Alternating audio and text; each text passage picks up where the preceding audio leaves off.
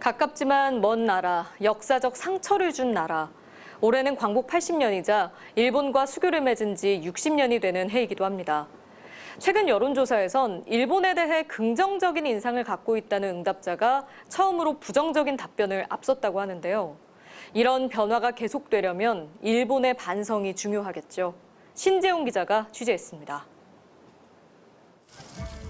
한복과 기모노, 양국의 전통 의상을 입은 한일 청년들이 한 무대에 섰습니다. 민간 교류 행사인 한일축제 한마당은 올해 한일 수교 60주년을 맞아 역대 최대 규모의 행사를 준비하고 있습니다. 함께 노래를 불러요. 함께 이 모양 맞추며 K-팝을 주제로 두 나라 대학생들의 화상 토론이 시작됩니다. 日本における K-POP 公演の現状 서로 상대 나라 입장에서 발표를 준비한 학생들은 미래 세대의 교류를 주제로 한국과 일본을 오갈 예정입니다. 서로의 역사적 배경 같은 걸 또 서로의 입장에서 보다 보니까 이때는 이랬었구나, 저 때는 저랬기 때문에 이랬구나라고 하는 거에 대해서 조금 더 이해할 수 있는. 올해 상반기 한국인이 관광을 위해 가장 많이 찾은 나라는 일본이었습니다. 활발해진 교류만큼 일본에 대한 마음의 거리도 가까워지고 있을까요?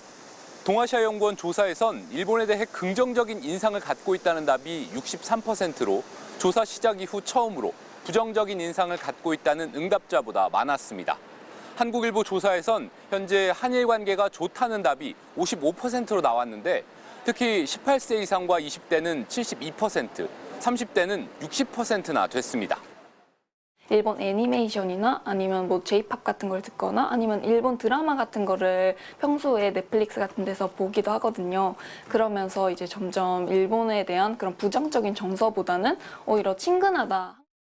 사회, 경제, 문화 등 여러 분야의 위상이 올라가며 특히 젊은 세대의 자부심이 커진 데다 여행 등을 통해 친숙해지면서 일본에 대한 반감이 점차 줄고 있는 것으로 해석됩니다.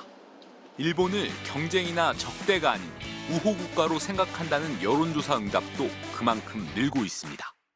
한일 교류의 씨앗을 심어서 그다음에 예쁜 그 한일 교류의 꽃을 피우는 거 그거는 크기는 상관없어요. 다 아름답습니다.